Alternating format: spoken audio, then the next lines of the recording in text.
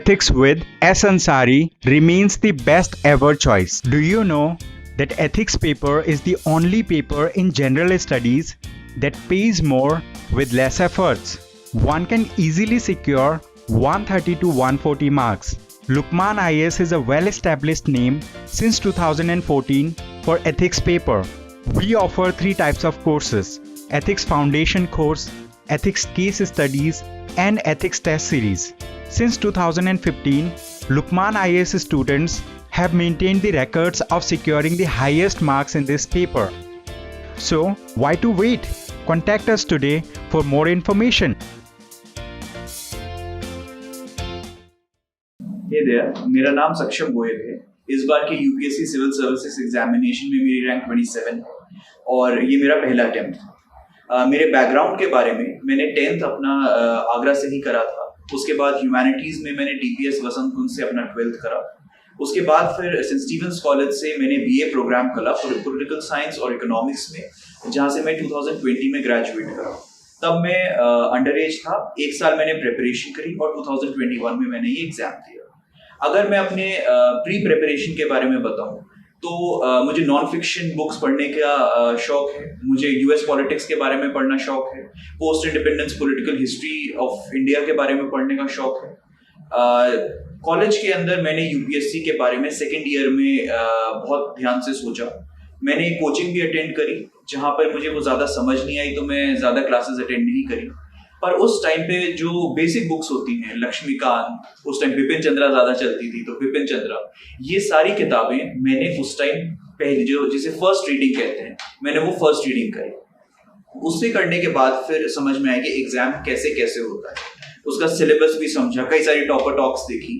इससे जो जब मैं प्रॉपर प्रिपरेशन में गया तो मेरा बेस एक तरीके से तैयार हो चुका था। थर्ड ईयर में फिर मुझे लगा कि शायद एकेडमिया में जाना चाहिए, लेकिन फिर फाइनली सिविल सर्विसेज के एग्जाम की ही मैंने सोचा। फिर थर्ड ईयर के बाद जब लॉकडाउन लगा तब मैंने जून जुलाई 2020 से अपनी प्रिपरेशन शुरू करी। इसके बाद इससे पहले कि मैं अपनी स्ट्रैटेजी बताऊं, मैं एक बहुत इंपॉर्टेंट चीज बोलना चाहता हूँ कि this is not the strategy, this is a strategy. ये कई सारे लोगों की हर एक की अपनी स्ट्रैटेजी होती है, जिसमें हर एक को अपने एडवांटेजेस और अपने डिसएडवांटेजेस को ध्यान में रखना होता है। इसीलिए मैं पहले अपने एडवांटेजेस और फिर अपने डिसएडवांटेजेस गिना दूं, ताकि आप उसी हिसाब से इस कॉन्वर्सेशन से वही लें जो आपके काम की चीज हो। पहली चीज कि मेरी स्पीड ऑफ हैंड राइटिंग बहुत अच्छी थी। मुझे तेजी से लिखने में कोई दिक्कत नहीं होती थी, क्योंकि ह्यूमैनिटीज में हम लोग तेजी से लिखते हैं। तो मेंस में जो सबसे बड़ी हर्डल होती है आंसर खत्म करना, वो मेरे लिए हर्डल नहीं थी। तो इसीलिए मुझे बहुत ज्यादा आंसर राइटिंग प्रैक्टिस करने की, पहले से प्रैक्टिस करने की जरूरत नहीं थी। अगर आपकी राइटिंग स्लो है तो आप और पहले से स्टार्ट करें।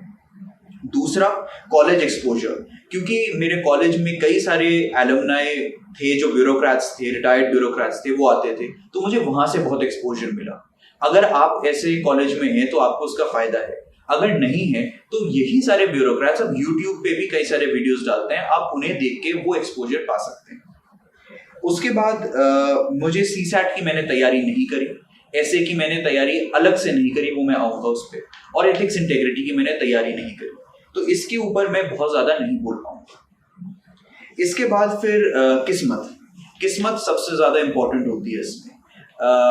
फॉर इंस्टेंस प्रीलिम्स के अंदर 87.54 कट ऑफ थी और मेरे मार्क्स आए 88.22। इसका मतलब है केवल 0.68 मार्क्स का डिफरेंस था। तो फिर इसमें लक का जो फैक्टर होता है वो बहुत ज्यादा इंपॉर्टेंट होता है। अब आते हैं मेरी लिमिटेशंस पे। मेरे लिए सबसे ज्यादा मुश्किल स्टेज प्रीलिम्स था, क्योंकि कभी वो जो एमसीक्यू क्वेश्चंस होते हैं वो सॉल्व करने की आदत थी नहीं। तो ये सबसे बड़ा हर्डल था। Prelims was the toughest stage for me. Second, paragraph style में मुझे लिखने की आदत है। मेंस के अंदर हमको पॉइंट्स में, फ्लो चार्ट्स में वो सारी चीजें करनी पड़ती हैं, तो उस चीज को ट्रांजिशन करने में, बिकॉज और भी कई ह्यूमैनिटीज के स्टूडेंट्स होंगे, वो प्रॉब्लम होती है। तो ये एक और लिमिटेशन थी जिसपे मुझे एक्स्ट्रा काम करना पड़ा। उसके बाद फिर मेरे बीच में अगस्त 2020 में 2 महीने प्रिपरेशन के अंदर मेरे यूनिवर्सिटी एग्जाम थे, तो 1 महीना मेरा वहां भी चला गया। इस बात से मैं आपको ये बताना चाहता हूँ कि मेरे कुछ एडवांटेजेस और कुछ डिसएडवांटेजेस थे जिनके ऊपर मैंने काम करा। और उस हिसाब से स्ट्रैटेजी बनाएं। तो आप भी अपनी स्ट्रैटेजी उसी हिसाब से कस्टमाइज करें। पहली बात है कस्टमाइज्ड प्लान, और दूसरी बात है बैलेंस्ड फ्लेक्सिबिलिटी। मैं जो अपनी स्ट्रैटेजी बता रहा हूँ वो आज बैठ के वापस देख के हाइंडसाइट में बता रहा हूँ, वो स्ट्रैटेजी चेंज होती रहती है। पहले दिन से किसी को स्ट्रैटेजी पता नहीं होती है, तो वो एक फ्लेक्सिबिलिटी रहनी चाहिए प्लान के अंदर कि जो भी इनपुट्स मिल रहे हैं उस हिसाब से चले, लेकिन वो बैलेंस्ड फ्लेक्सिबिलिटी होनी चाहिए। बैलेंस्ड फ्लेक्सिबिलिटी का अर्थ ये है कि इतना भी ज्यादा फ्लेक्सिबल ना हो जाए कि किसी ने भी कुछ भी बोल दिया तो आपका प्लान डगमगाने लगे। आपको खुद सोचना चाहिए कि आप किस दिशा में जा रहे हैं, क्या वो दिशा जो पास्ट ईयर क्वेश्चन पेपर्स हैं उनके अनुसार है या नहीं। अब मैं आता हूं क्योंकि एक ये प्रश्न मुझसे कई सारे लोगों ने पूछा कि अगर कोई फ्रेश एस्पिरेंट है तो वो किस तरह से शुरुआत करे। तो शुरुआत के लिए मैं कहूंगा सबसे पहले सिलेबस को बार बार और कई बार एक बार पढ़िए। ये चीज शुरुआत में मैंने नहीं करी थी, लेकिन कुछ टाइम बाद करी तो इसका अर्थ समझ में आया कि हाँ, इससे एक चीज समझ में आ जाती है कि कहाँ से और क्या क्या पढ़ना है। दूसरा, पास्ट ईयर क्वेश्चंस, बिकॉज ऐसी कई टॉपिक्स होंगी जो एक्सप्लिसिटली सिलेबस में नहीं लिखी होंगी लेकिन आ जाएंगी, और ऐसी कई चीजें होंगी जो सिलेबस में लिखी हैं पर आती नहीं। तो इस हिसाब से जो पास्ट ईयर क्वेश्चंस हैं वो आपको एक डायरेक्शन बता देंगे कि किस एक्सटेंट तक क्वेश्चन आते हैं। उनको बहुत ज्यादा एनालाइज करना मुझे पता नहीं कैसे करते हैं, अगर आप कर सकते हैं तो जरूर करें, लेकिन उन्हें पढ़ने से एक आइडिया लग जाएगा। उसके बाद न्यूज़पेपर, अगर आप पहले से न्यूज़पेपर पढ़ते आ रहे हैं जैसे मैं पढ़ता था तो आप उसी हिसाब से पढ़ते रहें, लेकिन एक आदत कि दुनिया में चल क्या रहा है उसके बारे में आपको पता होना चाहिए। न्यूज़पेपर रीडिंग का मेरा थोड़ा सा अलग तरीका था, वो मैं बताऊं। इसके बाद आते हैं कि ये करने के बाद फिर आप टॉपर टॉक्स देखें, बिकॉज मार्केट में ज्ञान बहुत ज्यादा बट रहा है और ज्ञान बांटने वाले बहुत ज्यादा हैं। तो जो क्रेडिबल इंफॉर्मेशन है वो आपको टॉपर टॉक से ही मिल सकती है। वो भी आपको अपने हिसाब से, अपने एडवांटेजेस और डिसएडवांटेजेस के हिसाब से ही लेना चाहिए, लेकिन एक क्रेडिबिलिटी फैक्टर जो है वो उन टॉक्स में ज्यादा होती है। उसके बाद फिर अपनी, जैसे मैंने अपनी वीकनेसेस और स्ट्रेंथ्स को आइडेंटिफाई करा, आप लोग करें। अपने वीक और स्ट्रॉन्ग सब्जेक्ट्स को आइडेंटिफाई करें। जैसे मेरा हिस्ट्री बहुत ज्यादा खराब था, मेरा पॉलिटी अच्छा था, इकोनॉमी अच्छा था, तो उस हिसाब से अपनी वीकनेस और स्ट्रेंथ्स को आइडेंटिफाई करके फिर उस हिसाब से अपने प्लान को कस्टमाइज करें। उसके बाद फिर स्टार्टिंग में जोश बहुत ज्यादा होता है, लेकिन धीरे धीरे शुरुआत करें। और क्योंकि एक साल, इनफैक्ट 2 साल की रेस है, 1 साल की प्रिपरेशन और 1 साल का examination, it's a marathon not a sprint, एक टॉपर ने कहा था। तो उसी बात को ध्यान में रखते हुए स्लोली प्रोसेस को समझते हुए स्टार्ट करें, ताकि बहुत देर तक आप सस्टेन कर सकें। उसके बाद अपने एक टेंटेटिव सोर्सेज की लिस्ट जरूर बना लें कि आपको इन्हीं सोर्सेज पे अपने आप को लिमिट करना है, बिकॉज सोर्सेज बहुत ज्यादा करने से कोई फायदा नहीं होगा। 10 किताब पढ़ के उनके नोट्स बनाने से शायद एक क्वेश्चन किसी एक साल में ज्यादा निकल जाए, लेकिन उसमें आप बाकी सारे सब्जेक्ट्स को कॉम्प्रोमाइज कर जाएंगे, तो वो मत करिए। अब मैं आता हूं अपने एक इम्पॉर्टेंट चीज पे कि जो मेरे आंसर राइटिंग के अंदर मुझे बहुत ज्यादा जिसने हेल्प करा वो था बियॉन्ड यूपीएससी। जैसे यूपीएससी के बाहर की चीजें जो हैं वो जो मैंने पढ़ी थी अपने कॉलेज के समय में, अपने स्कूल के समय में, उन्होंने मुझे मदद करा। जो मैं किताबें पढ़ता था या फिर जो डॉक्यूमेंट्रीज देखता था, यूट्यूब पे जो वीडियोस देखता था, उन सब का बहुत महत्व है। अब अगर आपको शुरुआत करनी है, जो लोग अभी अपने कॉलेज के दिनों में हैं, मैं उन्हें कहूँगा यूपीएससी की प्रिपरेशन ना करके इन चीजों की प्रिपरेशन करके आप अपनी पर्सनैलिटी बनाएं। जैसे अगर आपको ब्यूरोक्रेसी में जाना है तो ब्यूरोक्रेसी काम कैसे करती है उसके बारे में पढ़ें। कैसे? कई सारे ब्यूरोक्रेट्स हैं जो अपनी किताबें आजकल ज्यादा लिखने लगे हैं, पहले कम लिखते थे।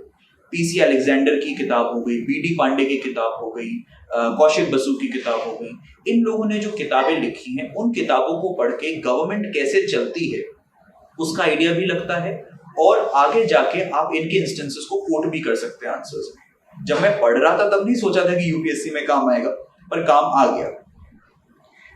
उसके बाद अब मैं अपने सोर्सेज बता दूं। सबसे पहले करंट अफेयर्स में करंट अफेयर्स मैगजीन। न्यूज़पेपर मैंने स्टार्टिंग के 2-3 महीने पढ़े, उनके नोट्स भी बनाए।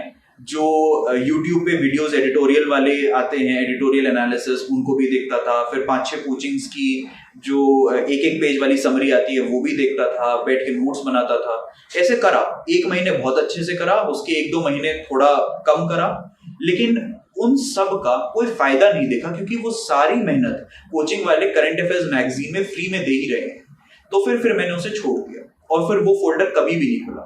मेरे सारे नोट्स स्पेशली प्रीलिम्स के डिजिटल ही थे, मैंने वर्ड पे बनाए ताकि कोई भी एडिशन या सब्ट्रैक्शन करना हो तो इजी रहता था, और पूरे किताबों के बंडल नहीं बन जाते थे। हालांकि ये ट्रांजिशन करना मेरे लिए मुश्किल है, क्योंकि मैं वो पेन एंड पेपर वाले नोट्स की मुझे आदत थी, पर ये ट्रांजिशन एक बार कर लें तो फिर मेरे हिसाब से फायदा होता है। मैं कभी एवरनोट और ये जो एप्स होती हैं इनमें जा नहीं पाया, बिकॉज वो बहुत कॉम्प्लेक्स कर देती हैं प्रोसेस को। और आईपैड के अंदर भी मेरे फ्रेंड्स नोट्स बनाते थे, वो मुझे इसलिए नहीं पसंद था बिकॉज कलर ही चेंज करते रह जाते हैं, उसे सुंदर बनाने में लगे रहते हैं। MS वर्ड सिंपल सादा जो होता था, मैं उसी पे नोट्स बनाता था। करंट अफेयर्स मैगजीन उनके मैं नोट्स भी बनाता था, 1 पेज 1 टॉपिक। दूसरा, इंडियन एक्सप्रेस एक्सप्लेन्ड को मैं हर 3 महीने बाद जाके देखता था कि जो भी टॉपिक्स करंट अफेयर्स मैगजीन में कवर नहीं हुए हैं और यूपीएससी के लिए रेलेवेंट हैं, लगभग 3 महीने के केवल 100-125 होते थे, उन सब के नोट्स बना लेता था। इसमें ज्यादा नहीं, 1-2 दिन ही लगता है। सुनने में शायद प्रोसेस बहुत टफ लग रहा हो, लेकिन 1-2 दिन में उन सब 100-125 आर्टिकल्स के शॉर्ट नोट्स बन जाते थे। तो साल भर मिला के मेरे पास लगभग 60-65 पेज के एक डॉक्यूमेंट बन गया था, जो करंट अफेयर्स मैगजीन के टॉपिक्स नहीं है, बट फिर भी मुझे लगा रेलेवेंट है मेंस के लिए या प्रीलिम्स के लिए। तीसरी चीज, मैंने क्रैश कोर्स लिए थे कोचिंग इंस्टीट्यूट से, नेक्स्ट IAS से, वहां से भी मुझे फायदा मिला। और एक और वाजीराम से मैंने करंट अफेयर्स का कोर्स लिया था, वहां से भी। उसके बाद मेरे ख्याल से जो सबसे ज्यादा इंपॉर्टेंट चीज है, ये सारी चीजें से भी ज्यादा इंपॉर्टेंट, वो इकलौता आपके मॉक टेस्ट हैं। मॉक टेस्ट में भी कुछ प्रॉब्लम्स होती है, वो मैं अभी बता देता हूँ। मॉक टेस्ट के सारे क्वेश्चंस इंपॉर्टेंट नहीं होते हैं, वो आपको पास्ट ईयर क्वेश्चंस देख के ही पता चलेगा कि कुछ क्वेश्चंस ऐसे हैं, जैसे किसी प्राइवेट एजेंसी ने कोई रिपोर्ट निकाली, अब उस रिपोर्ट में कोई डेटा है, उस डेटा के बारे में कोई क्वेश्चन बना दिया। यूपीएससी कभी प्राइवेट एजेंसीज के रिपोर्ट्स के डेटा के ऊपर क्वेश्चन तो नहीं पूछेगा, पर मॉक टेस्ट में आ जाते हैं, तो उन क्वेश्चंस को इग्नोर भी करना होता है। कई टेस्ट जानबूझ के शायद टफ भी बनाते होंगे, लेकिन जो इंपॉर्टेंट क्वेश्चंस हैं वो भी उसके अंदर हैं। अगर 100 क्वेश्चन है तो ज्यादातर 65-70 क्वेश्चन ऐसे होते हैं जो यूपीएससी में उनका रेलेवेंस है, तो उनके नोट्स बना लेना वो बहुत ज्यादा इंपॉर्टेंट है, और वहीं से मेनली करंट अफेयर्स कवर हो सकते हैं। फाइनल सजेशन अगर मुझे देना हो ये सब करने के बाद, अगर करंट अफेयर्स मैगजीन और कई सारे मॉक टेस्ट, 60-70 मॉक टेस्ट दिए जाएं तो करंट अफेयर्स आराम से कवर हो जाएंगे। और अगर आइसिंग ऑन द केक करनी है तो फिर इंडियन एक्सप्रेस एक्सप्लेन्ड का जो सेक्शन है वो आप और कवर करें। इसके बाद मैं आऊँगा अपने ऑर्गेनाइजेशन ऑफ नोट्स पे। इससे पहले कि मैं बाकी सब्जेक्ट्स के सोर्सेज अपने डिस्कस करूँ, मैंने अपने नोट्स जैसे मैंने बताया ऑनलाइन बनाए। मेरे 2 फोल्डर थे, एक फोल्डर था यूपीएससी डायनामिक और एक फोल्डर था यूपीएससी स्टैटिक। यूपीएससी स्टैटिक में जो हमारे कन्वेंशनल बुक्स होती हैं, जो मैं अभी डिस्कस करूंगा, शंकर, स्पेक्ट्रम, लक्ष्मीकांत, इन सब के नोट्स बनाए और फाइनली उन सबको कंपाइल करके एक डॉक्यूमेंट बनाया। इसी तरह जो मेरा करंट अफेयर्स डायनामिक वाला था, उसके अंदर एक तो ये करंट अफेयर्स के जो मेरे नोट्स आते थे, जैसे विजन के जो मैंने बताए मैगजीन में बनाता था नोट्स, वो। दूसरा, मैंने एक ओपिनियन पेज का बनाया, बिकॉज न्यूज़पेपर पढ़ने ऑलमोस्ट बंद सा ही था, तो उसके अंदर जो ओपिनियन पेज था वो मैं दोनों का पढ़ता था, हिंदू का भी और इंडियन एक्सप्रेस का भी, क्योंकि केवल 2-2 पेज पढ़ने थे तो दोनों न्यूज़पेपर कवर हो सकते थे, वो भी मैं ऑनलाइन ही पढ़ता था। इन दोनों में मैंने कुछ ऑथर्स आइडेंटिफाई कर लिए हर फील्ड से, जैसे इकोनॉमी के अंदर अशोक गुलाटी या मनीष सब्रवाल, ऐसे पॉलिटी के अंदर भी कई सारे लिखते हैं, तो इस हिसाब से आइडेंटिफाई कर लिए थे। हर एक के उस डायनामिक के अंदर, ओपिनियन पेज के फोल्डर के अंदर एक इकोनॉमी सेक्शन, एक पॉलिटी सेक्शन, एक सोशल इशू सेक्शन, ऐसे बना लिया। उस इकोनॉमी सेक्शन फॉर इंस्टेंस के अंदर मैंने ऑथर्स के अलग अलग वर्ड डॉक्यूमेंट बनाए और उनके नोट्स बना लिए, जो भी जब भी वो लिखते थे।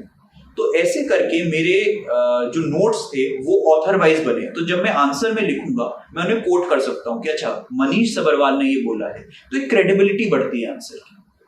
एंड में जाके जब मेंस पास आ गया था, उस टाइम पे मैंने उन सब को 2 फोल्डर में डिवाइड करा, एक इंटरनेशनल रिलेशंस क्योंकि मेरा ऑप्शनल था, और एक अदर्स जो ऑप्शनल वाला इंटरनेशनल रिलेशंस था, क्योंकि उसके अंदर ORF से भी चीजें मैंने लिखी थी, तो वो लगभग 190 पेज के आसपास का डॉक्यूमेंट बना।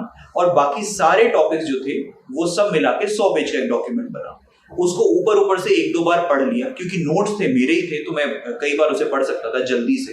तो फिर वहां से मैंने कई कोट्स करे। ये एक एडिशनल चीज थी जो मेरे ख्याल से मीन्स में काम आई, जो ऑर्गेनाइजेशन ऑफ नोट्स के अंदर मैंने कवर करी। इसके बाद अब सोर्सेज में एनवायरमेंट पे आए, तो फिर शंकर IAS जो बुक है वो आपका बेस बनाती है, पर जो मेन चीज है वो करंट अफेयर्स ही है एनवायरमेंट के अंदर। एनवायरमेंट के अंदर अगर प्रीलिम्स में बात करें तो बहुत ज्यादा अनप्रिडिक्टेबल क्वेश्चंस होते हैं, तो फिर करंट अफेयर्स स्टैटिक मिलाने के बाद भी स्मार्ट गेसेस करने होते हैं, इसीलिए मॉक्स इंपॉर्टेंट है। बट मेरे लिए शंकर IAS था और करंट अफेयर्स थे। ज्योग्राफी के अंदर सब लोग यही करते हैं, NCERT की क्लास 11th एंड 12th मुझे थोड़ी ओवररेटेड लगी, बिकॉज आई डोंट थिंक कि उसके अंदर कई टॉपिक्स सही से कवर्ड हैं। स्पेशली एक मॉनसून टॉपिक है जिससे बहुत ज्यादा क्वेश्चंस आते हैं, वो मेरे ख्याल से थोड़ा बाहर से और पढ़ लेना चाहिए। GC लियोन की मैंने बहुत सिलेक्टिव रीडिंग करी। एक मैपिंग के कोर्स था, उसके मैंने नोट्स का इस्तेमाल करा। और करंट अफेयर्स, इंटरनल सिक्योरिटी, क्योंकि शुरुआत में जोश ज्यादा था, सबसे पहले इंटरनल सिक्योरिटी उठी थी, तो इंटरनल सिक्योरिटी में एक बुक है टाटा मैग्रो हिल की, कुमार एंड अनिकांत, उसके मैंने नोट्स बनाए थे। 19 पेज का डॉक्यूमेंट है, वो मैंने नोट्स बनाए थे। लेकिन इंटरनल सिक्योरिटी के अंदर भी टॉपिक्स वही आती हैं, मेंस का ही टॉपिक है ये, वही आती हैं जो कि आपके करंट अफेयर्स में हो, जैसे साइबर सिक्योरिटी हो गई या इस टाइप के ड्रोन का मसला हो गया, वो सारे टॉपिक करंट अफेयर्स में आप कवर करते ही हैं। इसके बाद साइंस एंड टेक के अंदर मैंने स्टैटिक पूरा छोड़ दिया था, बिकॉज 10th तक का आता है, 10th तक का मेरा साइंस स्ट्रॉन्ग था। उसके बाद करंट अफेयर्स जो है उससे ज्यादातर जो फ्रंटियर टॉपिक्स हैं उससे ज्यादा क्वेश्चंस आते हैं, तो वहां के लिए ऑफ कोर्स करंट अफेयर्स। दूसरा, यूट्यूब पे जनरली वीडियोस देखना है, कुर्ज़गेज़ाट वीडियोस आते हैं, इस टाइप के वीडियोस मैं देखता रहता था कि कैसा चल रहा है। उसके बाद मॉक टेस्ट में कई सारे साइंस के क्वेश्चंस अच्छे आते थे, वहीं से वही मेरी प्रिपरेशन हो गई। एक अलग रजिस्टर बनाया था जिसके अंदर अंत आते आते 250 पेज लगभग भर गए थे, जिसके अंदर लार्जली डायग्राम से ही मैंने अपने साइंस के सारे नोट्स बनाए। किताबें मैंने खरीदी थी, पर उसमें से कोई भी किताब का एक भी पन्ना पढ़ा नहीं गया, क्योंकि इन्हीं से ज्यादातर क्वेश्चन सॉल्व हो रहे थे। फिर आते हैं गवर्नेंस के लिए। गवर्नेंस एक्चुअली ये किताब इनक्रेडिबल इंडिया 2.0 अमिताभ कांत की है। ये यूपीएससी के लिए किताब नहीं है, ना ही यूपीएससी के लिए पढ़ी थी, लेकिन जब गवर्नेंस का टाइम आया कोई अलग किताब पढ़ने का, ना ही मुझे टाइम मिला, ना ही मुझे लगा जरूरत है, तो फिर इसी किताब के जो पहले 7 चैप्टर थे उनके मैंने नोट्स बना लिए लगभग 10-12 पेज में। उन्हीं को कोट वोट भी कर सकते हैं, वरना जो करंट अफेयर्स है उसी से कवर हो जाता है। इंटरनेशनल रिलेशंस मेरा ग्रेजुएशन सब्जेक्ट भी था, मेरा ऑप्शनल सब्जेक्ट भी था, तो उसको मैं उसके अंदर जो मेरे कन्वेंशनल सोर्सेज होते हैं, ORF हो गया, न्यूज़पेपर्स हो गए, जो बुक्स मैंने ग्रेजुएशन के समय पढ़ी थी वही काम आई। इकोनॉमी के अंदर अगेन मेरा ग्रेजुएशन सब्जेक्ट था। इकोनॉमिक सर्वे वॉल्यूम 1 में पिछले 6-7 साल से, जब से अरविंद सुब्रमण्यम जी, डॉक्टर अरविंद सुब्रमण्यम जब लिखते थे, उस जमाने के इकोनॉमिक सर्वे से मैं पढ़ रहा हूँ, तो वो तो एक आदत है। उसके अलावा एक विवेक सिंह बुक है, वहां से जो स्टैटिक पोर्शन था वो मैंने थोड़ा कवर करा, और बाकी करंट अफेयर्स ओरिएंटेड। इसके अंदर इंडियन एक्सप्रेस एक्सप्लेन बहुत ज्यादा काम आता है। फिर पॉलिटी अगेन मेरा ग्रेजुएशन सब्जेक्ट ही था। उसके अलावा लक्ष्मीकांत, लेकिन जो मैंने बताया था पहले बियॉन्ड यूपीएससी, ग्रैनवेल ऑस्टिन, विद्युत चक्रवर्ती, इस भार्गव एंड विनायक, इस टाइप की जो बुक्स थी वो मुझे लगता है कि ज्यादा काम आई। लक्ष्मीकांत की वैल्यू शायद कम होती जा रही है, लेकिन अगर आप फ्रेश एस्पिरेंट हैं या फिर आपका ह्यूमैनिटीज बैकग्राउंड नहीं है, तो लक्ष्मीकांत तो जरूर कवर कर लेना चाहिए, मैंने भी कराई। फिर आते हैं हिस्ट्री पे। हिस्ट्री सबसे ज्यादा मेरे लिए ट्रिकी पोर्शन था, बिकॉज मुझसे हिस्ट्री पढ़ी नहीं जाती। तो हिस्ट्री में एक होता है एंशिएंट इंडिया, मिडीवल इंडिया और वर्ल्ड हिस्ट्री और मॉडर्न हिस्ट्री। तो मैंने ancient, medieval, art and culture और वर्ल्ड हिस्ट्री ये सब छोड़ दिया, सिरे से छोड़ दिया, और केवल मॉडर्न इंडिया करा। फिर ancient, medieval, art and culture और वर्ल्ड हिस्ट्री में इसलिए कर सकता था क्योंकि इंटरनेशनल रिलेशंस मेरा सब्जेक्ट था। बाकी तीनों में याद ही नहीं कर सकता था। बस आर्ट एंड कल्चर का मैंने एक 2 घंटे का वीडियो 2 दिन पहले देखा था, लेकिन उसके अलावा और कोई प्रिपरेशन नहीं करी थी। मॉडर्न इंडिया मैंने स्पेक्ट्रम से करा था, उसके नोट्स बनाए थे, लगभग 65 पेज के नोट्स थे। उन्हीं को फिर बार बार रिवाइज मैंने करा। तो हिस्ट्री में मेरी ये स्ट्रैटेजी थी। लेकिन इससे मैं ये जरूर कहूंगा, इससे आप ये मत लीजिए कि हिस्ट्री पढ़नी ही नहीं है। मुझे पता था कि अगर मैं पढ़ भी लूंगा तो भी एग्जाम तक मैं सब कुछ भूल जाऊंगा, इसलिए मैंने उसको छोड़ा। अगर आप हिस्ट्री पढ़ सकते हैं तो जरूर पढ़ लीजिएगा। इसके बाद एथिक्स इंटेग्रिटी में एक बहुत मोटी किताब आती है, मैंने वो खरीदी थी और उसके 2 पेज पढ़ने के बाद फिर मुझसे वो पढ़ी नहीं गई। तो फिर मैंने मॉक टेस्ट लगाए और मॉक टेस्ट में अच्छे नंबर आ रहे थे। तो फिर मेरे ख्याल से एथिक्स इंटेग्रिटी में पढ़ने से ज्यादा इंपॉर्टेंट है एथिक्स इंटेग्रिटी के मॉक्स देना। और उसकी अगर पढ़ाई करनी है तो अब हाइंडसाइड में मैं ये कह सकता हूँ कि जो टॉपर्स की कॉपीज हैं उन सबको अगर पढ़ लें तो वहीं से आपको सारे टॉपिक्स मिल जाएंगे, बिकॉज घुमा फिरा के बातें तो वही होती हैं। केस स्टडीज कैसे पढ़ना है, कैसे लिखना है, एक वो फॉर्मेट पता चल जाए, और जो बातें सेक्शन ए में आती हैं जो थ्योरेटिकल एथिक्स है उसमें वही बातें रिसाइकिल करनी होती है। फिर ऐसे के अंदर भी मैंने बहुत ज्यादा अलग से प्रैक्टिस नहीं करी। हाँ, जो मैंने किताबें पढ़ रखी थी उनके अंदर से जो इंपॉर्टेंट कोट्स थी वो मैंने निकाल के एक डायरी में लिख ली। और अगर कोई मुझे याद आए, मैंने कोई डॉक्यूमेंट्री देखी थी उसकी कोई कोट अच्छी याद आ गई, या फिर कोई टीवी सीरीज देखी थी उसकी कोई कोट अच्छी याद आ गई, वो सब मैंने एक डायरी में लिख ली थी। तो फिर वो जो डायरी थी वो मेरे लिए sort of diary of ideas थी, उसको मैंने इस्तेमाल करा। बाकी क्योंकि कॉलेज में भी एसेज लिखने का हमें प्रैक्टिस था, इसलिए बहुत ज्यादा उसके लिए अलग से मुझे करने की जरूरत नहीं पड़ी। अब इस सारी चीज से कुछ प्रिंसिपल्स ऑफ स्ट्रैटेजाइजिंग जिसे हम कह सकते हैं वो इम्पोर्टेंट है जो मैं अभी बोलूंगा, क्योंकि जब आप अपनी प्रेपरेशन कर रहे हैं तो फिर रेगुलरली अपनी स्ट्रैटेजी बदलनी पड़ती है। तो वो क्या कुछ प्रिंसिपल्स हो सकते हैं जिसके बेसिस पे आप स्ट्रैटेजाइज करें। एक है कि नोट्स, अगर आप नोट्स बनाते हैं, मेरे ख्याल से नोट्स बनाने चाहिए ताकि जल्दी रिविजन हो। तो सबसे पहले वो डाइजेस्टेबल होने चाहिए। इसका मतलब क्या है, अगर 200 पेज की किताब है तो 150 पेज के अगर नोट्स बनाए तो फिर कोई फायदा तो हुआ नहीं। दूसरी चीज, वो कंपाइलेबल होनी चाहिए।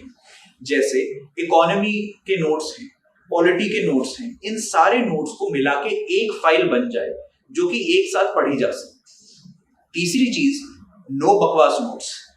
इकोनॉमी फॉर इंस्टेंस है तो इकोनॉमी के नोट्स में स्टार्टिंग में इकोनॉमी की डेफिनेशन, फिर माइक्रो इकोनॉमिक्स की डेफिनेशन, फिर मैक्रो इकोनॉमिक्स की डेफिनेशन, ये सब लिखने की जरूरत नहीं है क्योंकि आएगा ही नहीं। सीधा शुरू करिए, GDP equal C plus I plus G plus X minus N, 2015 changes in GDP, इस हिसाब से, जो केवल काम की चीजें हैं। बिकॉज बाकी बेसिस इकोनॉमी क्या है, माइक्रो इकोनॉमिक्स क्या है, वो तो पता ही है, वो थोड़ी भूलेंगे। तो इस हिसाब से, मेरे हिसाब से अगर भूल सकते हैं तो वो चीजें लिख लीजिए, इसीलिए कस्टमाइज नोट्स। दूसरी चीज, what should be the basis of strategising, किस चीज को कितना वेट देना है। जैसे जितनी बुरी मेरी हिस्ट्री थी शायद उतनी ही बुरी मेरी ज्योग्राफी थी, पर ज्योग्राफी का वेटेज बहुत ज्यादा है तो ज्योग्राफी में छोड़ नहीं सकता था, तो उसके अंदर बहुत ज्यादा मेहनत करनी पड़ी।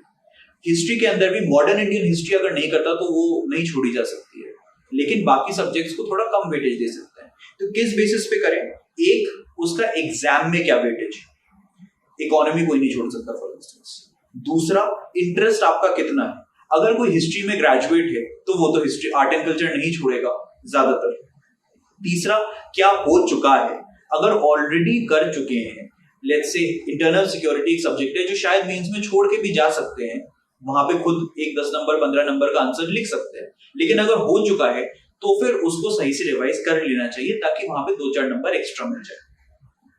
फिर तीसरा, ये हर कोई कहता है, मेरा भी मानना है, सही बात है, मल्टीपल रीडिंग्स और आइदर ऑफ द बुक और ऑफ द नोट्स। मैंने नोट्स की करी, अगर आप बुक में कंफर्टेबल हैं तो बुक में, but multiple readings, multiple revisions, because एक बार पढ़ के अगर आज पढ़ लिया तो 1 साल बाद याद नहीं रहेगा। चौथी चीज जो मेरे हिसाब से इंपॉर्टेंट है वो है मल्टीपल व्यूज। आंसर के अंदर, जैसे मैंने बोला, ओपिनियन पेजेस से जो मैंने नोट्स बनाए थे उनको कोट करने से एक क्रेडिबिलिटी ऑफ द आंसर बढ़ता है। इसके अंदर खतरा यह है कि ज्यादा कोट नहीं करना है और जिन्हें आप कोट कर रहे हैं वो बहुत कंट्रोवर्शियल फिगर्स ना हो। लेकिन जो एकेडमिक्स हैं, ब्यूरोक्रेट्स हैं, गवर्नमेंट ऑफिशियल्स हैं, या फिर जो लोग रेगुलरली न्यूज़पेपर में लिखते हैं जिनकी क्रेडिबिलिटी बहुत ज्यादा है, उनके व्यूज को अगर आप कोट करें, बैलेंस्ड कोट करें, तो फिर मेरे ख्याल से उससे एक वैल्यू एडिशन होता है। उसके बाद एक, जैसे मैं एवरेज प्लस मॉडल कहूंगा कि मेंस में ज्यादातर लोग सेम ही आंसर लिखते हैं क्योंकि नॉलेज बेस हर एक का सेम है। तो उसके अंदर एक लाइन या 2 लाइन, या तो सेकंड पैराग्राफ में या penultimate paragraph, second last paragraph में अगर ऐसी लिख दें जैसे मैंने कोड का कुछ बताया, कोई और एक्स्ट्रा चीज लिख दें जो कि बहुत ज्यादा टेक्निकल ना हो पर इंटरेस्टिंग हो और रेलेवेंट हो, और ऐसा हम लोग 20 क्वेश्चन में, लेट्स से 4-5 क्वेश्चन में भी कर दें, तो एक ही एवरेज प्लस मॉडल हो जाता है जिससे शायद थोड़ा ज्यादा अच्छा इंप्रेशन जाए। इसके बाद मजाक में जैसे कह सकते हैं बी लेजी। अगर कोई और आपके लिए काम कर रहा है और उससे आपको उतना ही फायदा हो रहा है तो उन्हें करने दीजिए और आपको देने दीजिए। इसका अर्थ ये है कि अगर करंट अफेयर्स मैगजीन्स में पूरी टीम बैठ के आपके लिए करंट अफेयर्स बना के आपको दे रही है जो नेट पे फ्रीली अवेलेबल है, तो फिर बैठ के उसके नोट्स बनाने का मुझे फायदा नहीं दिखा। फिर आते हैं अब प्रीलिम्स, मेंस और इंटरव्यू पे। DKT UPSC CSE। अगर आप केवल सिविल सर्विस परीक्षा के प्रीलिम्स, मेंस और इंटरव्यू के वीडियो देखना चाहते हैं तो सब्सक्राइब करें DKT UPSC CSE चैनल। यहाँ आपको टॉपर्स के वीडियो रैंक के हिसाब से अरेंज मिलेंगे। चैनल के लिंक के लिए डिस्क्रिप्शन बॉक्स में जाएं। प्रीलिम्स मेरे हिसाब से सबसे ज्यादा अनप्रिडिक्टेबल और सबसे ज्यादा रैंडम प्रोसेस है। मेरा पर्सनल बिलीफ ये है कि अगर ये एक लॉजिस्टिकल नेसेसिटी नहीं होती तो शायद यूपीएससी प्रीलिम्स रखता ही नहीं, क्योंकि 5 लाख बच्चे बैठ रहे हैं पेपर में, इतनी मेंस की कॉपीज चेक नहीं हो सकती है, इसलिए एक लॉजिस्टिकल नेसेसिटी है, इसीलिए शायद ये क्वालिफाइंग पेपर है। लेकिन अब है तो है, करना ही पड़ेगा। और इसके अंदर इतनी रैंडमनेस है कि मेरे हिसाब से किसी भी इंसान को 100 क्वेश्चंस में से 30-35 से ज्यादा क्वेश्चन तो नहीं आते होंगे। ज्यादा अगर कोई बहुत ज्यादा विद्वान है तो शायद 40 आ जाए, पर नंबर तो 100 के आसपास लाने हैं। तो इसके लिए मॉक्स की प्रैक्टिस इंपॉर्टेंट है। सबसे पहले मैं अपने प्रीलिम्स के मार्क्स बता दूं। मेरे मार्क्स 88.22 आए थे, जो कि कट ऑफ से केवल 0.68 मार्क्स ज्यादा है। दूसरी बात, इसमें अनप्रिडिक्टेबिलिटी जो है वो और इस बार बढ़ गई है, क्योंकि जो एलिमिनेशन मेथड है उसको सरकमवेंट करने का एक तरीका निकाल लिया है यूपीएससी ने, जिसके अंदर 1 पेयर, 2 पेयर, 3 पेयर और 4 पेयर वाले ऑप्शंस हैं, जैसे इस बार के पेपर में देखा गया। हमारे साल में भी स्पोर्ट्स के क्वेश्चंस आ गए थे जो कभी आते नहीं हैं। तो इस हिसाब से प्रीलिम्स की प्रिपरेशन जो है वो बहुत ज्यादा जुगाड़ पे बेस्ड है। जुगाड़ और स्मार्ट वर्क मेरे हिसाब से एक ही चीज है, बस एक यूफेमिज्म है और एक रियलिटी है। दूसरी चीज, सोर्सेज मैं बता चुका हूँ, वही कन्वेंशनल सोर्सेज हैं। उसके अलावा मॉक्स देने का कोई राइट टाइम नहीं होता, और कभी भी ऐसा नहीं होगा कि आपकी प्रिपरेशन खत्म होगी और अब आप मॉक देना शुरू करेंगे। Whenever you feel कि जो बेसिक टेक्स्ट हैं वो कंप्लीट हो गए हैं तो फिर मॉक्स देना शुरू करते हैं। इसके अंदर एक चीज जो शायद अनएथिकल कह सकते हैं, लेकिन क्योंकि मुझ में वो हिम्मत बन नहीं रही थी मॉक्स शुरुआत में देने की, तो मैंने करी। मैं एक पेज लेता था जिसमें 1 से 100 तक लिखता था और इसमें मैं मार्क करता था, अच्छा ये वाला मुझे पता है सही है, ये वाला G2 है मतलब मैं I am guessing out of 2 options, G3 है मतलब I am guessing out of 3 options, और क्वेश्चन मार्क है मतलब ब्लैंक तुक्का है।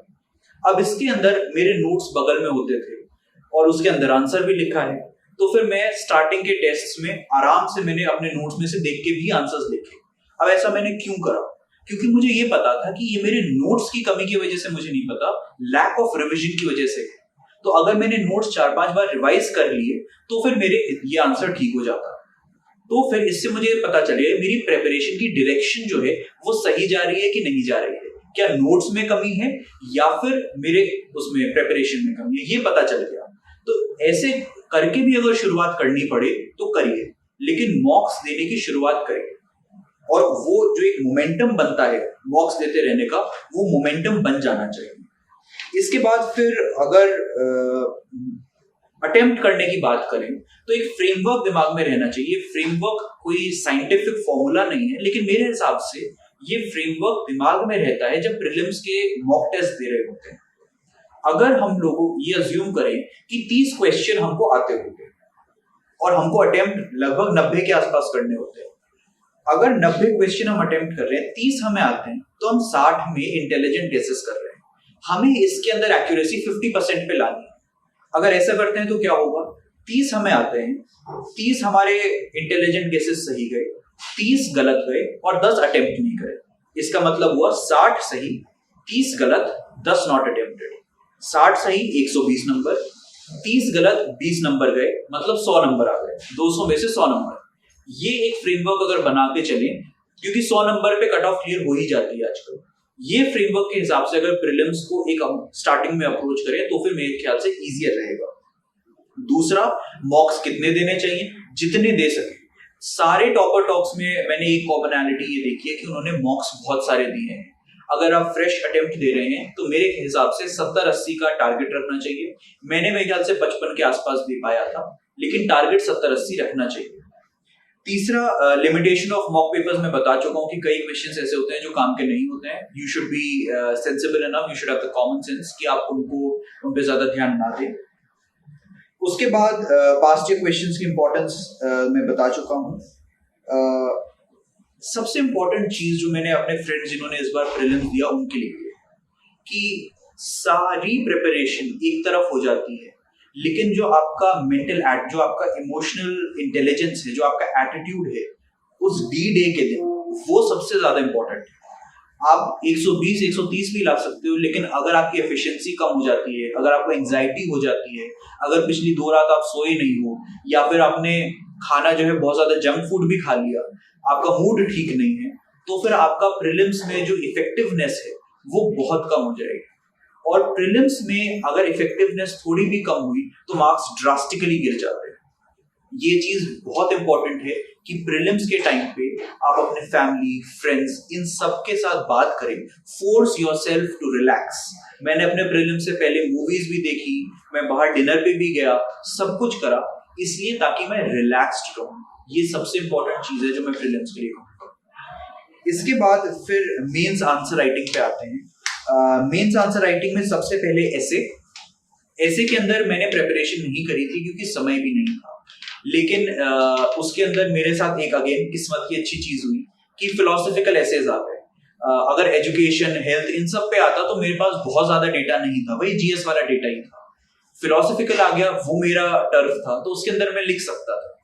दूसरी चीज जो मेरे ख्याल से मैंने स्मार्ट वर्क कह सकते हैं या जुगाड़ कह सकते हैं, वो ये करा कि मेरा जो एसे का पेपर था वो 7 जनवरी 2022 को था। आप खुद सोचिए 6 जनवरी 2022 को क्या था, 1 साल की एनिवर्सरी थी कैपिटल राइट्स की जो यूएस में हुए थे, जहां पर कैपिटल पे कुछ लोग घुस गए। बहुत बड़ा इवेंट था, तो मुझे ये पता था कि उसके ऊपर कोई बहुत ही अच्छे आर्टिकल्स आएंगे यूएस के न्यूज़पेपर्स। तो मैंने 6 जनवरी 2022 को, मैं पहले न्यूयॉर्क टाइम्स पढ़ता था, 1 साल बीच में छोड़ना पड़ा, मैंने 6 जनवरी 2022 को न्यूयॉर्क टाइम्स खोला। उनके बहुत पुराने राष्ट्रपति जिमी कार्टर ने एक आर्टिकल लिखा हुआ था, मेरे पास अभी भी उसकी कॉपी है, कि उन्होंने जो आर्टिकल लिखा था, इतनी अच्छी लाइंस उसमें डेमोक्रेसी के ऊपर और इन सारी चीजों के ऊपर लिखी थी। और मुझे पता था डेमोक्रेसी है, उस पर तो लिख ही सकते हैं, किसी हर ऐसे के अंदर डेमोक्रेसी तो यूज हो ही जाएगा, तो फिर वो मैंने लिख लिया। इसी तरह मैंने एक चीज ये सोची कि ये तो हर कोई कहता है कि हर जो पैराग्राफ है वो एक थीम बेस्ड होना चाहिए, इकोनॉमी, दिस, पॉलिटिकली, कल्चरली, और ये मेरे ख्याल से यूपीएससी चाहता भी है। लेकिन इसके साथ में मैंने थोड़ा सा नुआंस डालने की भी कोशिश करी। जो लोग ऐसे लिखने में बहुत ज्यादा प्रोफिशिएंट हैं, उनको मैं ये कहूंगा कि ये एकदम जो आप हाईली नुआंस्ड ऐसे लिखते हैं वो लिखने की जरूरत नहीं है। कई बार वो काउंटर प्रोडक्टिव भी हो जाएगा। जो ऐसे है उसी फॉर्मेट में जैसे लिखा जाता है वही करें, बस उसके अंदर थोड़ा सा एडिशनल नुआंस डालें, जैसे मैंने एवरेज प्लस मॉडल जो कहा था उसी बेसिस पे। तीसरा, एक और चीज जो मैंने करा वो ये था कि बहुत ज्यादा हेवी करने की जगह, एक विक्रम ग्रेवाल हैं जो 2019 के रैंक 51 थे, अब फॉरेन सर्विसेज में हैं, उन्होंने भी शायद स्पाइडरमैन या मार्वल को कोट करा था। मैंने भी डाउनटन एबी एक सीरीज है उसको कोट करा, ताकि थोड़ा सा लाइट भी लगे कि हाँ इसमें सारी सीरियस स्टफ नहीं लिखा हुआ है जो सब लिख रहे हैं, थोड़े से light movements which are relevant to the essay वो भी लिखे गए। ऐसे के लिए इतना ही था। अगर ऐसे की शुरुआत की बात करें तो मैं ऐसे कोई शुरुआत का सेट पैटर्न नहीं बना के गया था, जैसे शुरू करने का मन करे वैसे करें। टाइम बहुत होता है ऐसे के अंदर, तो फिर आराम से पहले 5-7 मिनट 10 मिनट सोचें कि क्या लिखना है, किस पे लिखना है, और एक बार शुरू करें तो फिर अपने आप को डाउट ना करें। Whatever will come out of your hands will be very good. अब इसके बाद आते हैं जीएस के ऊपर। जीएस के अंदर सब कहते हैं, मैं अग्री भी करता हूँ कि इंट्रोडक्शन कंक्लूजन होना चाहिए। मेरा इंट्रोडक्शन कंक्लूजन थोड़ा लंबा ज्यादा हो जाता था, लेकिन हमेशा इंट्रोडक्शन और कंक्लूजन होना चाहिए। प्रेजेंटेशन की जहां तक बात है, कई लोग हब एंड स्पोक मॉडल होता है और भी कई सारे मॉडल्स होते हैं, वो सब बनाते हैं। मैंने बहुत ट्राई करा लेकिन मुझसे बहुत अनटाइडी होता था वो। तो उसकी जगह पर मैंने हेडिंग ब्लैक में और पॉइंट्स ब्लू में, हेडिंग जो होती थी वो डब्बे में और फिर पॉइंट्स, सिंपल तरीके से मैंने आंसर लिखा और उसी हिसाब से फिर मैंने अपने मेंस में आंसर्स को फॉलो करा। अच्छी हैंडराइटिंग, थोड़ा फैला के लिखना, बड़ा लिखना और दो लाइंस के बीच में स्पेस अच्छे से देना, ये बहुत इंपॉर्टेंट फैक्टर्स होते हैं ताकि प्रेजेंटेबल लगे पढ़ने में भी आए। उसके बाद फिर मैंने जो मैप्स, डायग्राम्स, फ्लो चार्ट्स ये सब थे, इनका यूज करा पर बहुत कम मात्रा में यूज करा। अगर आप कर सकते हैं तो फिर करें। मेरे पास अगेन जो एडवांटेज था वो स्पीड ऑफ हैंडराइटिंग था। अगर स्पीड ऑफ हैंडराइटिंग कम है तो फिर hub and spoke model, diagrams ये सब बहुत मदद करते हैं।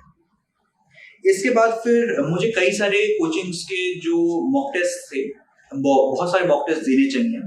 उसके अंदर एक रिव्यू हमेशा ये मिला कि मैं कोट बहुत ज्यादा कर रहा हूँ लोगों को, जैसे मैंने बताया, और वो नहीं करना चाहिए क्योंकि फिर वो ऑप्शनल जैसा लगने लगेगा। मैंने वो इनपुट लिया लेकिन फिर उसके बाद मैंने उसे अप्लाई नहीं करा। मैंने खूब सारे कोट करा और जिन जिन पेपर्स में मैंने कोट करा है लोगों को, उन सारे पेपर्स में मुझे ज्यादा मार्क्स मिले हैं बनस्पत उनके जिसके अंदर मैंने कम कोट करा। कोट लेकिन उनको नहीं करना चाहिए जो आपके ऑप्शनल के थ्योरेटिशियंस हैं। कोट उनको कर सकते हैं जो न्यूज़पेपर्स में आर्टिकल्स लिखते हैं, जो कि फेमस हैं, जो रेलेवेंट हैं। क्योंकि आप खुद सोचिए, अगर मैं अमिताभ कांत सर का कोई कोट करता हूँ और वो ब्यूरोक्रेसी में चल रहे हैं, वो ब्यूरोक्रेसी के टॉप रंग्स में हैं, अब उनको अगर मैं कोट कर रहा हूँ तो एग्जामिनर भी सोचेगा हाँ he wants to get into the services, और उसके जो टॉप रंग के ऑफिसर्स हैं उन्हीं को कोट करता है, तो फिर एक अच्छी इमेज जाती है। इसके बाद टाइम मैनेजमेंट मेरे लिए इशू नहीं था। इसके अंदर ये आपको मॉक टेस्ट से ही पता चलेगा कि आपको किस सीक्वेंस में अटेम्प्ट करना है। मेरा रैंडम था, मैं कभी क्वेश्चन 1, फिर क्वेश्चन 9, फिर क्वेश्चन 8, फिर 7, फिर 20, रैंडमली में जाता था। बट अगेन वो आप पे डिपेंड करेगा कि आप किस फॉर्मेट में जाना चाहते हैं। 2 रीजन थे, एक ये था कि जो पहले आता है वो कर लो। टाइम में हर एक को इक्वल देता था, 10 मार्क वालों को शायद 7 मिनट दिया करते थे और 15 वालों को 9-10 मिनट। टाइम हर एक को इक्वल है, लेकिन जो पहले पता है उसे पहले लिख लिया। और इससे ये भी होता था कि जो आंसर कॉपी में होता है कि पहले आंसर की राइटिंग बहुत अच्छी और आखिरी वाले की बहुत खराब, ऐसा नहीं होता था। मेरे पूरे में एक जैसी हैंडराइटिंग क्वालिटी वाइज एक जैसी होती थी। एथिक्स इंटेग्रिटी के अंदर जो मैंने यही ब्यूरोक्रेट्स की बुक्स पढ़ी थी, उन्हीं के इंस्टेंसेस मैंने कोट करे, तो फिर उन इंस्टेंसेस से जो एग्जांपल्स थे वो रियल लाइफ एग्जांपल्स बन गए, जिसकी वजह से मेरे ख्याल से फायदा हुआ। अब अगर इतनी बुक्स नहीं पढ़नी है तो क्या करें, क्योंकि अगर आप अभी अगले साल ही दे रहे हैं तो इतना तो नहीं पढ़ सकते हैं।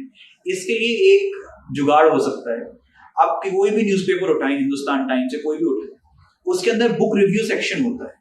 बुक रिव्यू सेक्शन में जो भी रेलेवेंट किताब है उसके बारे में 4-5 लाइनें लिखी हुई, उससे आइडिया लग जाएगा बुक का मेन आइडिया क्या है। वो एक जगह पे लिख लीजिए 25-30 किताबें और उनको कोट कर दीजिए। एग्जामिनर को लगेगा कि आपने किताब ही पढ़ रखी है, तो एक ये जुगाड़ हो सकता है। इसके बाद फिर जो जीएस है, इसके अंदर सबसे इंपॉर्टेंट चीज है कि अगर 20 क्वेश्चंस हैं तो मैक्सिमम 15 क्वेश्चन ऐसे होंगे जिसके अंदर आपको कुछ ना कुछ आता होगा, पर 4-5 क्वेश्चन ऐसे होंगे जिसके अंदर आपको ज्यादा कुछ नहीं आता है। जो 15 क्वेश्चन आपको आते हैं वो 15 क्वेश्चन हर एक को आते हैं, तो नॉलेज बेस क्योंकि हर एक का सेम है, उन 4-5 क्वेश्चन को आप कैसे हैंडल करते हो उसके बेसिस पे मार्क्स मेरे हिसाब से डिफर करते हैं। अगेन जुगाड़ कम्स बैक, जुगाड़ कैसे लगाना है, उसके अंदर आपका जो स्मार्ट वर्क है वो काम आएगा। वो कैसे काम आएगा, आप टॉपर कॉपीज देखिए, उसके अंदर उन्होंने उन टफ क्वेश्चंस को कैसे हैंडल करा है उन्हें देखिए, तब आपको समझ में आएगा। आपको अगर 10 यूनिट नॉलेज आती है, आपको ऐसे लिखना है कि वो 30 यूनिट नॉलेज हो। इंटरव्यू डायलॉग है, ये मोनोलॉग है, एक तरफी बात है, तो आप जैसा पोर्ट्रे करेंगे वैसा होगा। अगर कुछ नहीं आता तो किसी भी इशू के प्रोस कॉन्स, वे फॉरवर्ड ये तो लिखे ही जा सकते हैं, या फिर किसी भी चीज का cultural impact, social impact, technological impact, ethical dimension, ये सब तो लिखे ही जा सकते हैं। अगर मुझे जैसे हमारे में एलईडी का एक क्वेश्चन आया था, ब्लू एलईडी का, मुझे आइडिया नहीं था, लेकिन एलईडी है तो फिर उसमें क्या क्या चीजें हो सकती हैं, उसके कल्चरल इम्पैक्ट क्या हो सकते हैं, हम उन्हें गवर्नमेंट स्कीम्स में कैसे सिनर्जाइज कर सकते हैं, ये सारी बातें लिख के आराम से 2-3 पेजेस लिखे जा सकते हैं, उसमें कॉमन सेंस लगती है। और यही आंसर मेरे हिसाब से वो हैं जो डिफरेंस बनाएंगे। Ethics with S. Ansari remains the best ever choice. Do you know that ethics paper is the only paper in general studies that pays more with less efforts? One can easily secure 130 to 140 marks. Lukman IAS is a well-established name since 2014 for ethics paper. We offer 3 types of courses: Ethics Foundation course, Ethics Case Studies, and Ethics Test Series. Since 2015, Lukman IAS students have maintained the records of securing the highest marks in this paper. So, why to wait? Contact us today for more information. इसके बाद अब मैं transition periods की बात करना चाहता हूँ, prelims से मेंस और मेंस से इंटरव्यू। प्रीलिम्स का रिजल्ट 19-20 दिन में आ जाता है। वो जो 19 दिन होते हैं उसमें पढ़ाई करना बहुत ज़्यादा मुश्किल होता है, क्योंकि prelims, in the run up to the prelims बहुत ज़्यादा एंग्जाइटी होती है, बहुत ज़्यादा टेंशन होती है, बहुत ज़्यादा मेहनत लगती है। मैं यूजुअली 6-7 घंटे पढ़ता था, उस टाइम पे 8-9 घंटे तक पढ़ने लग गया था, तो थकान हो जाती है। उन 19 दिन में सारे टॉपर्स जो हैं वो कहते हैं कि फिर भी कुछ कुछ पढ़ते रहो, प्रेपरेशन शुरू कर दो। मेरा मानना है कि हाँ, थोड़ा बहुत पढ़ लीजिए, पर उन 19 दिन में से कम 8, 9, 10 दिन थोड़ा सा रिलैक्स करें, ताकि फिर जब वो प्लंज लेनी हो फिर से मेंस के लिए तो फिर ले सकें। थोड़ा रिलैक्सेशन, अपने फ्रेंड्स के साथ घूमना, वो इम्पॉर्टेंट है, क्योंकि प्रीलिम्स और मेंस का ट्रांजिशन मेरे लिए बहुत ज़्यादा मुश्किल था। मैंने 10 महीने प्रीलिम्स को दिए थे MCQ सॉल्व करने में। उसके बाद वापस से आंसर राइटिंग मोड में आना, जो कि मेरा फोर्टे था, वहाँ पर आना, वो ट्रांजिशन बहुत मुश्किल होता है। और अगर आप ऑलरेडी थके हुए हैं तो वो ट्रांजिशन और मुश्किल हो जाएगा। और उस ट्रांजिशन पीरियड में आप ये देख लीजिए आपको अपनी स्ट्रैटेजी कैसे चेंज करनी है, आपको कहाँ के मॉक टेस्ट लेने हैं, कितने मॉक टेस्ट लेने हैं, कैसे लेने हैं, घर बैठ के लेने हैं या सेंटर में जाके देने हैं, वो सारी प्लानिंग कर लीजिए। दूसरा, मेंस और इंटरव्यू के बीच में, मेंस और इंटरव्यू के बीच में जो मेंस और मेंस के रिजल्ट के बीच का टाइम है, क्योंकि मेरे ख्याल से 2 महीने लगते हैं, उस टाइम पीरियड में अनसर्टेनिटी बहुत ज़्यादा होती है, पढ़ने का मन भी नहीं करता है। उस टाइम पीरियड में मैं पढ़ नहीं पाया था, लेकिन अगर मौका मिलता तो मैं प्रीलिम्स के लिए पढ़ता, इंटरव्यू के लिए नहीं। बिकॉज इंटरव्यू में अगर आप देखें तो 10-15 दिन की ही मेहनत लगती है, उसके बाद कितनी मेहनत कर ले उसी लेवल पे ही रहते हैं। तो उस पीरियड में मेरा मानना है कि प्रीलिम्स पढ़ना चाहिए। मैं नहीं पढ़ पाया, लेकिन अगर मेरा इस साल नहीं होता, 1 महीने पहले तक मुझे पता नहीं था कि मेरा कहीं भी होगा कि नहीं, अगर मैं इस बार नहीं निकाल पाता तो इस बार का प्रीलिम्स मैं क्लियर नहीं कर सकता था। तो मेंस और मेंस के रिजल्ट के बीच में आप जो प्रीलिम्स है उसमें MCQ सॉल्व करने की प्रैक्टिस करें। जैसे ही मेंस का रिजल्ट आए, एकदम से मेरे हिसाब से प्रेपरेशन जो है उससे पहले सबसे इंपॉर्टेंट होता है DAF, डिटेल्ड एप्लीकेशन फॉर्म, जिसके बेसिस पे ज़्यादातर क्वेश्चंस आपको इंटरव्यू में पूछे जाएंगे। उस DAF को बहुत ध्यान से भरें, कई सारे लोगों से कंसल्ट करें, जो ब्यूरोक्रेसी में हो या फिर कोचिंग इंस्टीट्यूट्स में, उनको कंसल्ट करें। ये देखिए कि आप किस में कंफर्टेबल हैं। DAF भरने के बाद मेरे हिसाब से प्रेपरेशंस, क्योंकि मेरे पास मेंस रिजल्ट और मेरे इंटरव्यू के बीच में कम टाइम था, प्रेपरेशन से पहले कुछ मॉक टेस्ट दे दीजिए, कुछ मॉक इंटरव्यूज दे दीजिए। बिकॉज जो वो क्वेश्चन पूछ रहे हैं वहाँ पे आप एटिकेट भी समझने जा रहे हैं, जैसे वहाँ पे हैंड मूवमेंट नहीं करना होता है या फिर किस तरह से बोलना होता है, वो कर लीजिए। इंटरव्यू की प्रेपरेशन, नॉलेज बेस अगर आपने मीन्स क्लियर करा है, आपके पास ऑलरेडी है। और जहाँ तक एटिकेट की बात है वो आपको मॉक इंटरव्यू से पता चलेगा। जो आपके पर्टिकुलर डिटेल्स हैं आपके सिटी के बारे में, स्टेट के बारे में और रिसेंट चीज़ें, वो 5-10 दिन में कवर हो जाता है। तो सबसे पहले जो भी मॉक इंटरव्यू हो रहा हो वहाँ जाके उसे दे दें, ताकि प्रोसेस से आप इनिशिएट हो जाएं।